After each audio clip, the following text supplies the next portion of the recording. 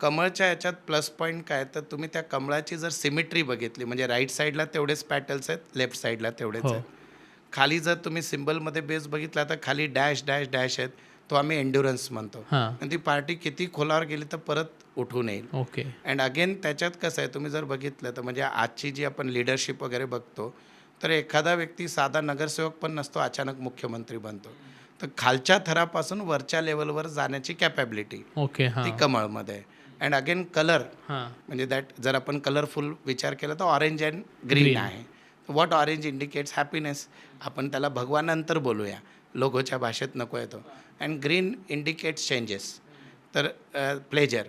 तर ह्या दोन्ही गोष्टी तिथं लोकांना म्हणजे मला नाही वाटत की असे कमीत कमी भारतात 50% तरी त्यांचे फॉलोअर असे आहेत ज्यांचं त्या पार्टीशी काही फायदा नाही पण स्वतःहून त्यांच्यासाठी काम करतात. हो, अगदी बरोबर.